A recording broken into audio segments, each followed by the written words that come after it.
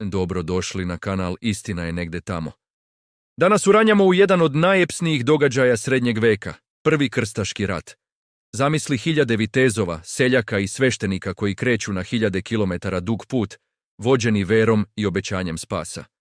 Ali da li je to bio samo sveti rat ili nešto mnogo složenije? Godine 1095, Papa Urban II na saboru u Klermonu pozvao je hrišćane da oslobode Jerusalim od muslimana. Prema hroničarima, njegove reči su zapalile Europu. Deus vult, Bog to hoće, ali iza toga su bili politički motivi. Vizantijski car Aleksije I tražio je pomoć protiv Selžuka, a Europa je bila puna siromaštva i ratova. U ovom videu istražit ćemo sve. Od priprema i narodnog krstaškog rata, preko velikih bitaka do osvajanja Jerusalima. Otkrićemo ličnosti poput Godfreja od Bujona i Petra Pustinjaka i lekcije koje ovaj rat nosi za današnji svet u 2026. godini. Ako voliš istoriju, ostani do kraja, imam bonus o tajnim motivima krstaša. Hajde da počnemo sa uzrocima. Krajem 11. veka Bliski istok je bio pod vlašću Selžuka, turskih muslimana, koji su osvojili velike delove Vizantijskog carstva. Hrišćanski hodočasnici su imali probleme da posete sveta mesta poput Jerusalima, gde su muslimani vladali tolerisano, ali sa ograničenjima. Vizantijski car Aleksije I poslao je izaslanike papi da traži vojnu pomoć protiv Selžuka, koji su pretili Konstantinopolju. U Europi feudalni sistem je bio u haosu. Vitezovi su tražili avanture, seljaci spas od gladi, a crkva je želela da ujedini hrišćane pod svojim vođstvom. Papa Urban II video je priliku da ojača papstvo nakon sukoba sa carem Henrikom IV. Na saboru u Klermonu 1095. on je održao vatreni govor, optužio je muslimane za zlostavljanje hrišćana i obećao oproštaj grehova onima koji krenu u rat. Ljudi su vikali, Bog to hoće, i hiljade su se prijavile. Ali ovo nije bio samo religijski pokret. Ekonomski faktori su igrali ulogu. Mnogi plemići su bili u dugovima i vidjeli su priliku za plen i zemlju na istoku. Selžuci sa druge strane nisu bili ujedinjeni. Njihovo carstvo se raspadalo na male sultanate, što je olakšalo invaziju. Sada prelazimo na prve pokrete. Prvi talas krstaša nije bio organizovan od plemića, već od običnih ljudi. To je bio narodni krstaški rat, vođen propovednicima poput Petra Pustinjaka. Petar, francuski monah, tvrdio je da ima vizije od Boga i okupio je oko 40.000 seljaka, žena i dece. Oni su krenuli iz Europe u proleće 1096. bez oružja ili plana. Na putu kroz Njemačku i Mađarsku dogodili su se strašni događaji. Pokolji Jevreja u rajnskim gradovima, gde su krstaši optuživali Jevreje za raspeće Hrista i pljačkali ih za hranu. Hiljade Jevreja su ubijene u Mainzu i Kelnu, to je bio mračni početak. Kada su stigli u Konstantinopolj, car Aleksije ih je brzo prebacio preko Bosfora jer su pravili haos.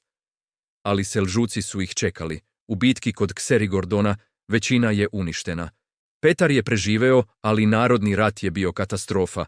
Pokazao je da entuzijazam bez organizacije vodi u smrt. Šta misliš o ovome? Da li bi takav pokret uspeo danas? Komentariši dole. Sada glavni krstaški rat. Plemići su se organizovali bolje. Vodeći likovi bili su Godfrej od Bujona, vojvoda Donje Lorene, poznat po pobožnosti. Boemund od Taranta, normanski avanturista. Rajmund od Tuluza, bogati grof sa juga Francuske. I Tankred, Boemundov nečak. Ukupno oko 35.000 vitezova i pešaka krenulo je u leto 1096. Putovali su različitim putevima. Godfrej preko Mađarske, Boemund preko Italije i mora. Kada su stigli u Konstantinopolj, car Aleksije ih je primio, ali tražio zakletvu lojalnosti da vrate Vizantiji osvojene teritorije. Većina je pristala, ali sa rezervama. Prva velika akcija bila je opsada Niceje, selžučke prestonice u Maloj Aziji, u maju 1097.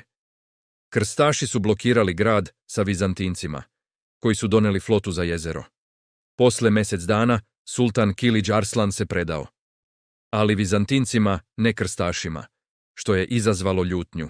Ovo je bila prva pobjeda, ali pokazala je napetosti između saveznika. Posle Niceje, krstaši su krenuli ka Antiohidži, ali Selžuci su ih napali kod Dorileja u julu 1097. To je bila ambuš. Turski strelci su okružili Pešadiju, ali normanska konjica pod Bojemundom je probila linije. Pobjeda je bila tesna, hiljade su poginule od žeđi i vrućine, ali podigla je moral.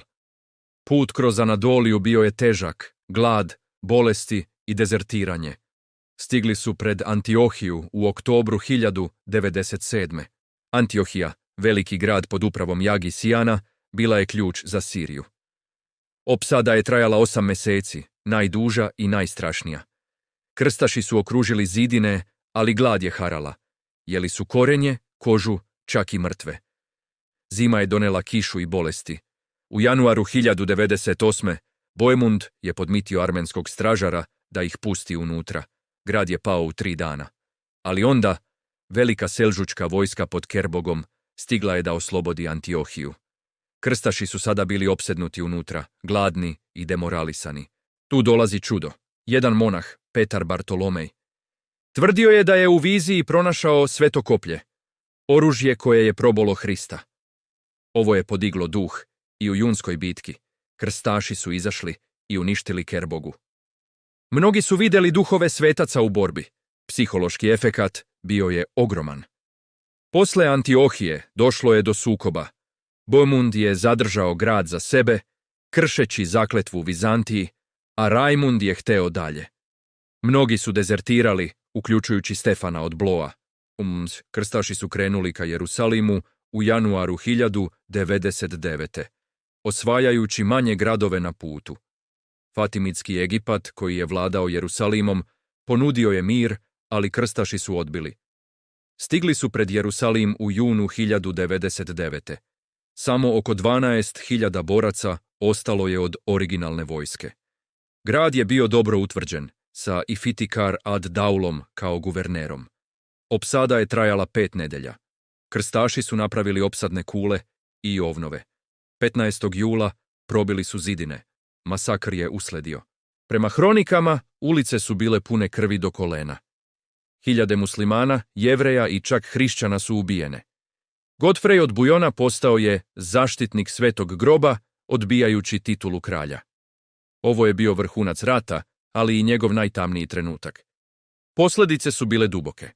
Krstaši su osnovali 4 države, kraljevstvo Jerusalimsko, kneževinu Antiohijsku, grofoviju Edesu i grofoviju Tripolisku.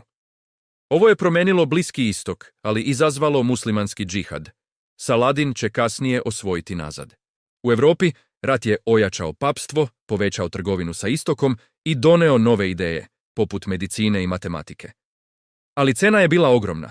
100.000 mrtvih, antisemitizam i vekovi mržnje između hrišćana i muslimana. U 2026. lekcije su jasne. Religijski ekstremizam može voditi u haos, a sukobi često imaju skrivene motive poput moći i resursa. Primjer, današnji geopolitički sukobi na Bliskom istoku imaju korene u ovim događajima. Ako te ovo zanima, lajkuj i komentariši svoje misli. To je priča o Prvom krstaškom ratu, od poziva do osvajanja. Sažeto, uzroci i narodni rat, opsade Niceje i Antiohije, put ka Jerusalimu i posljedice. Ovaj rat je pokazao snagu vere, ali i cenu mržnje, lekcija za naš svet. Bonus. Da li si znao da su krstaši verovali u čuda, poput svetog koplja, koje je možda bilo falzifikat da podigne moral? Još jedna tajna. Mnogi plemići su krenuli zbog zemlje, ne samo vere.